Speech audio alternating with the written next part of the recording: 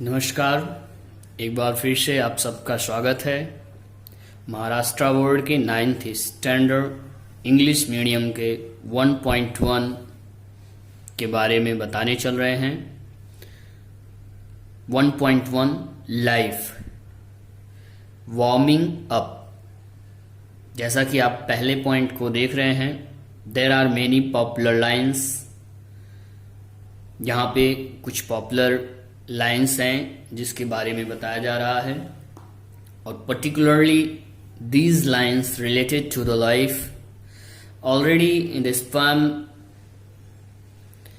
poet describes about the life full of misery, the life full of problems, and the life also full of the happiness and with the pleasant moment.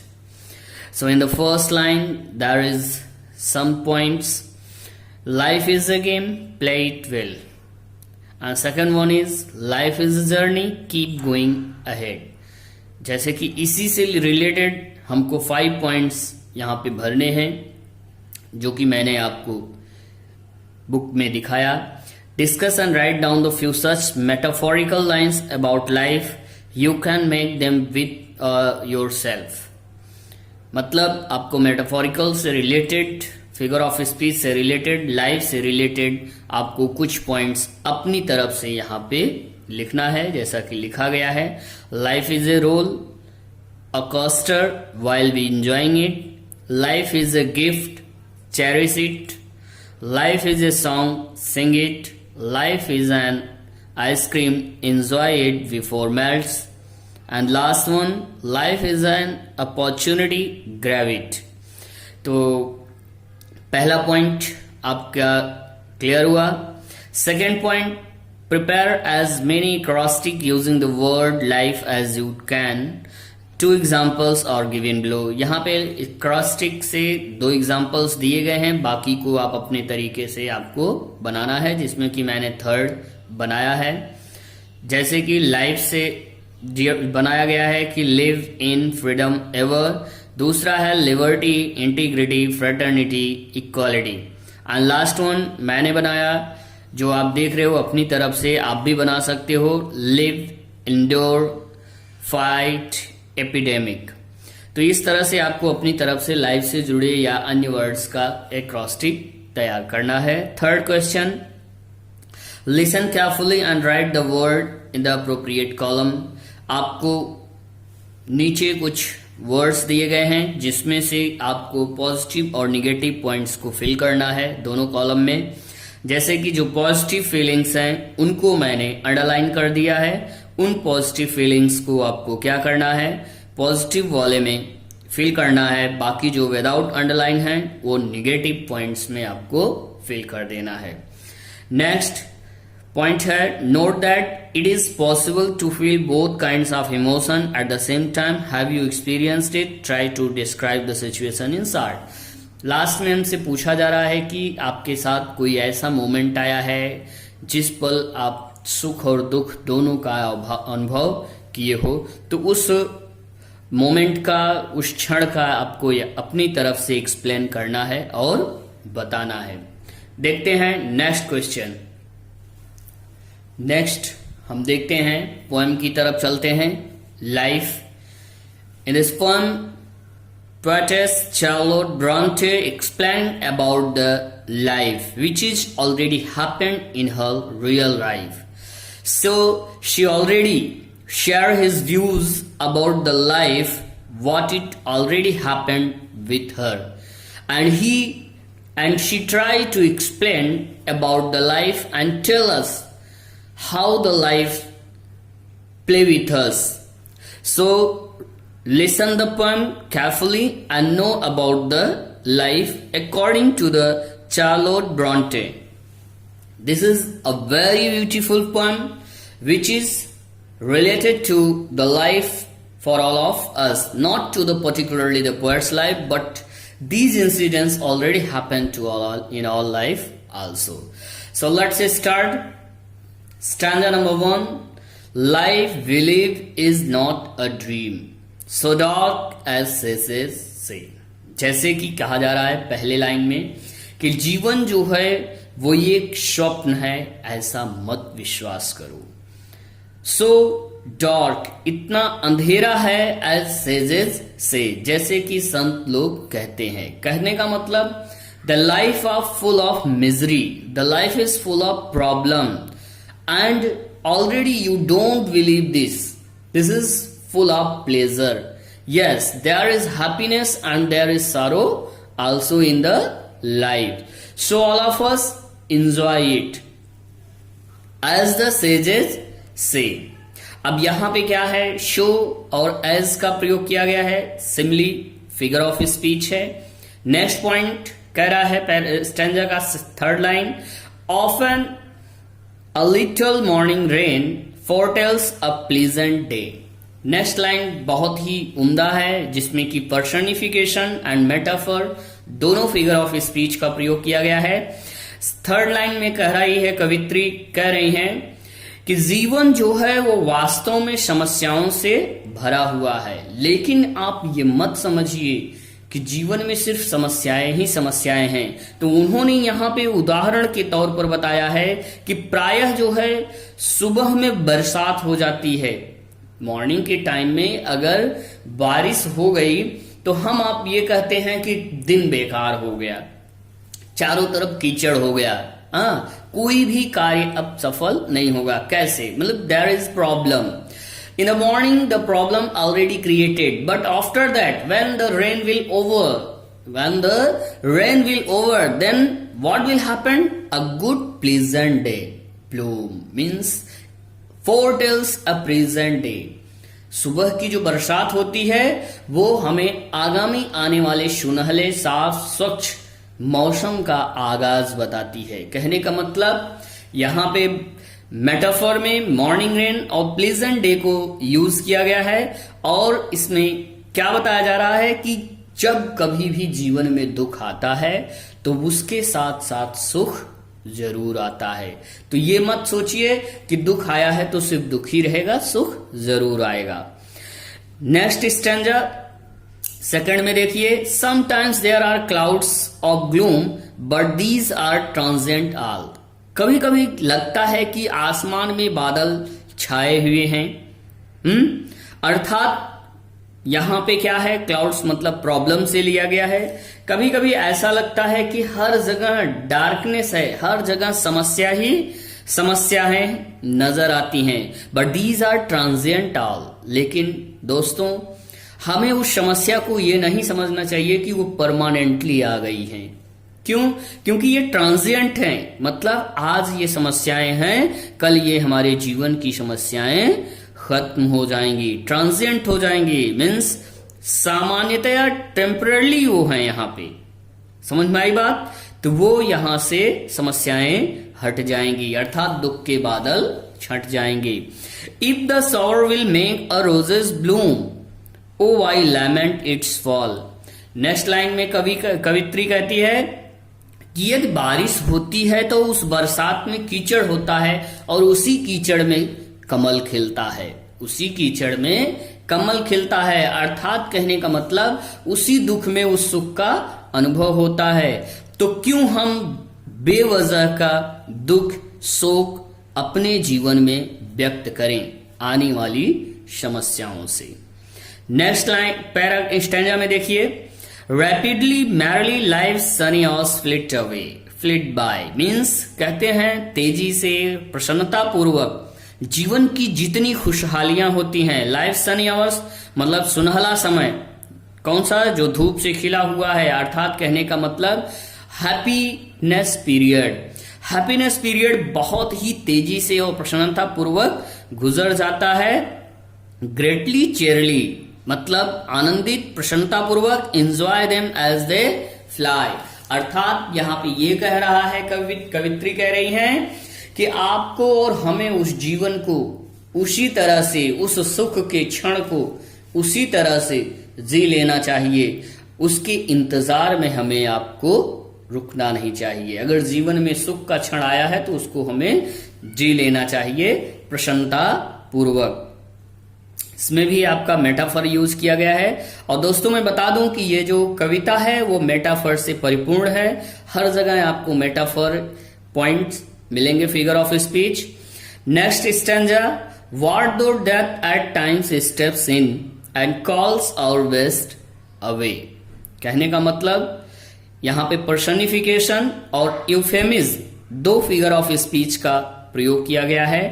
इसमें कह रहा है what though death at times, जैसे मान लीजिए कि मृत्यु की घड़ी आ गई है और उस मृत्यु की घड़ी में आने के बाद हम क्या करते हैं, एंड कॉल्स और वेस्ट वे। कहने का मतलब ये हमारे लिए थोड़ा अलग सा लग रहा है कि किसी भी दुख की घड़ी को अर्थात मृत्यु के उस पल को भी आप इंजॉय करिए, आनंद उठाइए। ऐसा नहीं कि मृत्यु आ गया है तो आप भयभीत हो जाओ, डर जाओ।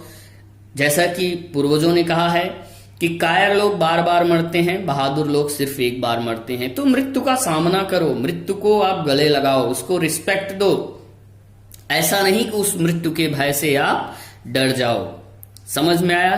कहने का मतलब अगर दुख भी आता है तो उसको आप सुखपूर्वक स्वीकार करो। What though sorrow seems to win over hope a heavy sway. क्या होता है? व्हाट्स द सारो। ठीक उसी तरह से दुख जो हमारे ऊपर आता है, इस प्रसन्नतापूर्ण माहौल को व्यक्त करके अर्थात उस मृत्यु को भी गले लगा करके हम क्या करेंगे, दुख को जीत सकते हैं। और यहां पे देखिए एलिट्रेशन और पर्सनिफिकेशन दोनों फिगर ऑफ स्पीच का प्रयोग किया गया है।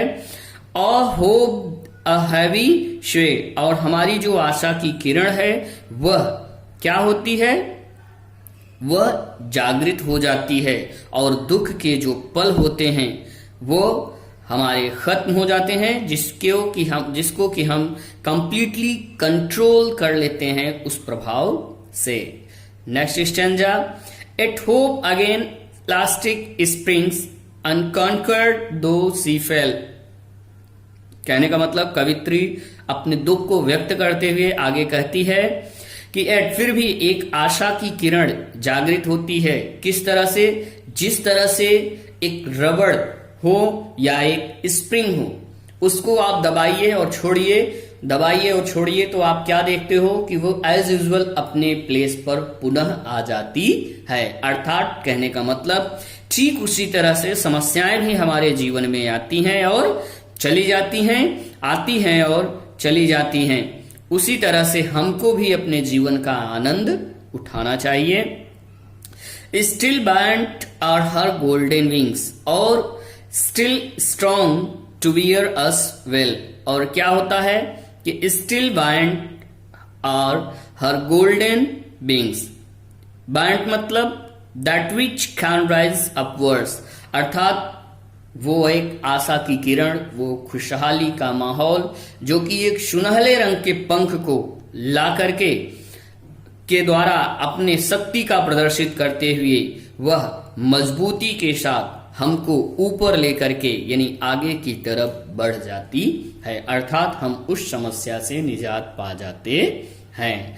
Manfully fearlessly the day of trial beer.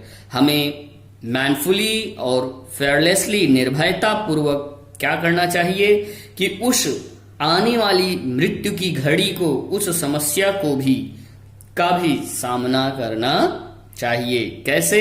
For gloriously विक्टोरियसली, यानी ग्लोरियस रूप में, विक्टोरियस रूप में, कैन करेज विल डिसअपियर, जिसके की माध्यम से हमारा जो साहस है वह क्या हो जाता है, आगे की तरफ बढ़ता है। क्विल डिसअपियर मीन्स किसी भी प्रकार की समस्याएं हमारे जीवन से खत्म हो जाती है। तो प्रस्तुत कविता में कवित्री ने हम सबको स्पेशली बहुत ही बढ़िया ढंग से जीवन जीने की एक कला को बताया है। तो आपको इस कविता को अगेन एंड अगेन रीड करना है और समझना है। चलिए देखते हैं इसके क्वेश्चंस की तरफ जो साइड में लिखा हुआ है। Point number 1, what do the sages से। संत लोग क्या कहते हैं, जो कि बताया गया है कि पहले वाले लाइन में आप देखिए क्या कह रहे हैं, डार्क ड्रीम। क्लियर? यहां पे ये बताया जा रहा है, संत लोग हमसे क्या कहते हैं, life believe not a dream so dark as, so dark अर्थात the life is not a dream and it's not full of dark. Next question, what does the rain of an फोरटेल्स।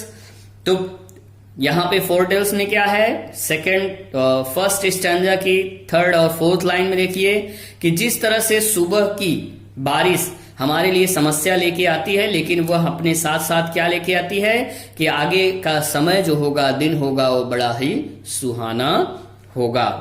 तीसरा क्वेश्चन है, what would we do during joyful times in life. जीवन में यदि हमारे आनंद है तो उसको हमें क्या करना चाहिए, कि यदि हमारे जीवन में आनंद है तो उस जीवन के पल को हमें चेयरफुली और ग्रेटफुली ढंग से हैप्पीनेस पूर्वक क्या कर लेना चाहिए, सफर कर लेना चाहिए, जो कि आप थर्ड स्टैंजा के फोर्थ और फिफ्थ लाइन में आपको देखना है। नेक्स्ट, ग्रेटफुली चीयरफुली चीयरली, जैसा कि आप देख रहे हो। नेक्स्ट क्वेश्चन फोर्थ है, who does our best refer to, अर्थात who does our best refer to. तो बेस्ट हमारे लिए कौन है, लव्ड वंस है और डियरेस्ट वन है, जो हमारा सबसे प्रिय होगा, जो हमारा डियरेस्ट होगा वो हमारा है, अर्थात बेस्ट वन है। Last question, why are the wings of hope golden. यहाँ पे पंख को सुनहले रंग से क्यों माना गया है, क्योंकि वह फियरलेसली है, ब्रेवली है और बहादुरी पूर्ण ढंग से वह हमारी समस्याओं को लेकर के आगे की तरफ अर्थात उड़ जाता है। उड़ जाने का मतलब यहाँ पे कोई पक्षी नहीं उड़ रहा है, हमारी समस्याएं खत्म हो जाती हैं। आशा करते हैं कि ये पोएम समझ में आया होगा। चलिए इसके नेक्स्ट पॉइंट एक्सरसाइज को देख लेते हैं। पहला question, pick out from the poem 2 lines is that reflect optimistic positive attitude. कहने का मतलब आपको पोएम से क्या करना है, 2 चीजें फाइंड आउट करना है, एक पेसिमिस्टिक और एक ऑप्टिमिस्टिक, अर्थात पॉजिटिविटी और निगेटिविटी पॉइंट्स क्या क्या कविता में बताया गया है, जैसा कि मैंने फिल किया है। पहला है ऑप्टिमिस्टिक पॉजिटिव वाली लाइन, फोरटेल्स प्लेजेंट डे, ये है। दूसरा है if the shower dot dot, ये दोनों लाइन आप पॉजिटिव में लिख दीजिएगा। निगेटिव पॉइंट में है some time there are clouds, ये आपका हो गया। नेक्स्ट है आपका व्हाट्स दो शनि, व्हाट्स दो शारो, ये आपका लाइन पोएम से आप फाइंड आउट करिएगा, ये आपको लिखना है। तो 2 पॉजिटिव 2 निगेटिव आपके हो गए। सेकंड क्वेश्चन में आपको एडवर्ब बनाना है, जो कि ly से लगा करके जोड़ करके बनाना है, अर्थात आपके पोएम में बहुत सारे वर्ड्स हैं, उन सब का आपको क्या करना है, एडवर्ब क्रिएट करना है, उनको फाइंड आउट करना है और लिखना है। Third question, pick out 3 examples of the interrogation rhetorical questions from the poem. Explain in your own words the point that each one makes. यहाँ पे डियर या भी एक इंट्रोगेशन, एक फिगर ऑफ स्पीच है। इंट्रोगेशन फिगर ऑफ स्पीच से related आपको 3 point search करना है, जो कि इंट्रोगेशन rhetorical क्वेश्चन वो होता है जिसके अंतर्गत क्वेश्चन तो पूछा जाता है पर हमें आंसर की एक्सपेक्टेशन नहीं होती है, already answer is in it. तो यहाँ पे पहला लाइन आपको फाइंड आउट करना है पोएम से, इफ द शावर, और उसको आपको एक्सप्लेन करना है कि किस तरह से ये रिटोरिकल क्वेश्चन बन रहा है, अर्थात वो किस तरह से इंट्रोगेटिव बन रहा है, जैसा कि मैंने पोएट्री में एक्सप्लेन किया वो आपको मिलेगा। Second line what though death, यह आपको बता रहा है, ये सेकंड लाइन में आएगा। थर्ड लाइन में व्हाट दो शारो, ये तीनों आपके इंट्रोगेशन रेथोरिकल क्वेश्चंस हैं, जिसको कि आपको पोएम में एक्सप्लेन के टाइम पुनः एक बार रीड करना पड़ेगा। नेक्स्ट है थर्ड का B point, explain metaphor in the following lines. नीचे 4 पॉइंट्स दिए गए हैं, 4 सेंटेंसेस जो कि पोएट्री से आया हुआ है। उसमें आपको क्या फाइंड आउट करना है, उसमें आपको मेटाफोर फाइंड आउट करना है और वो किस तरह से किससे कंपेयर किया जा रहा है, मीन्स या डायरेक्ट इंप्लाइड किया जा रहा है। जैसे पहले लाइन में मॉर्निंग रेन और प्लीजेंट डे है, तो मॉर्निंग रेन को डार्कनेस, ग्लूम या लाइट से इम्प्लाइड किया गया है। प्लीजेंट डे जो है वह हैप्पीनेस से है। नेक्स्ट दूसरे लाइन में समटाइम्स आर क्लाउड, वो सैडनेस से, दुख से और ग्लूम से रिलेटेड है, इम्प्लाइड है। तीसरा the shower will make the roses bloom, ये आपका रोजेस और गुड थिंग्स से रिलेटेड है। नेक्स्ट है fourth life sunny hours flit by, तो सनी आवर्स जो है वो हैप्पी डेज से रिलेटेड है। इस तरह से आपका बी पॉइंट हुआ, जिसमें कि मेटाफोर आपको फाइंड आउट करना था। पोएट्री की लाइन में आप सर्च कर लीजिएगा, मैंने केवल हिंट दिया है उसमें। नेक्स्ट है pick out four examples of personification, write what is personified each. आपको 4 उदाहरण देने हैं पर्सनिफिकेशन के, जैसा कि मैंने पोएट्री में भी दिखाया था। उन लाइंस को आपको यहाँ पे फिल करना है। जैसे पहला लाइन है of a little morning rain, second line है आपका what though death at time, third है फ्लॉर ग्लोरियस विक्टोरियसली, और फोर्थ लाइन है आपका व्हाट दो सॉरो सीम। ये लाइंस आपके पर्सनिफिकेशन से रिलेटेड हैं। नेक्स्ट डी नंबर्स है यूफेमिज्म, आपको फाइंड आउट करना है। यह भी एक फिगर ऑफ स्पीच है, जिसमें कि हमें किसी भी दुख को दुख की तरह व्यक्त करने की कला नहीं बताता है, बल्कि वो हमको दुख को एक अच्छे ढंग से बोलने की कला बताता है। जैसे अगर वह मर गया तो ये थोड़ा सुनने में बड़ा अटपटा लग रहा है। तो इंग्लिश में आपको वो वर्ड्स को यूज करना है ऐसे समयों में कि जो कि बहुत ही पोलाइट हो। जैसे कि यहाँ पे मैंने वर्ड्स को भर दिया है, ही पास्ड अवे, जैसे वो गुजर गया, ये थोड़ा सुनने में अच्छा भी लगेगा, लेकिन मरने से तो अच्छा है। He is no more, third में देखिए, और सेकंड में देखिए he has gone to heaven, वह मतलब उनको स्वर्ग की प्राप्ति हो चुकी है। थर्ड है ही इज नो मोर, अब नहीं रहे। He is one with good, God is, अब वो किसके साथ हो गए? ईश्वर के साथ हो गए हैं। तो कहने का मतलब आपको यहां पे उन वर्ड्स को फिल करना है, ये देखना है। नेक्स्ट फोर्थ पॉइंट में आपको कहना है कि dot and that's how I realize that courage and hope can help me overcome any major mishap problem in life, write an episode experience from your own life that leads to the above conclusion. कहने का मतलब अब आपको ये ध्यान देना है कि यहां पे स्पेशली ये ध्यान देना है कि आपको अपने जीवन से जुड़ी हुई घटनाओं को लिखना है और अपनी एक अनुभव को यहाँ पे साझा करना है, जो कि आपको राइटिंग स्किल में बताया जाएगा। 5वां पॉइंट आपका है रीड, आपको इंटरनेट के माध्यम से, नेट के माध्यम से द सम ऑफ लाइफ, जो कि SW लॉन्गफेलो की बहुत ही प्यारी कविता। तो इस कविता को आप पढ़िए और इस कविता को, दोनों कविताओं का कंपेयर करिए, देखिए कि दोनों में जीवन के बारे में क्या बताया गया है।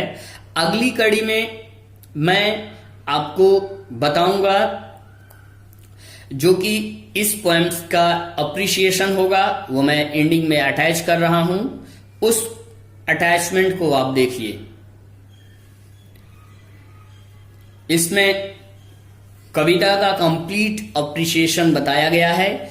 उस कंप्लीट अप्रिसिएशन को मैं बगल में दिया हूं, आप एक बार उसको रीड अवश्य करिएगा, स्क्रीनशॉट ले लीजिएगा, जो कि आपको लिखने के लिए मदद देगा।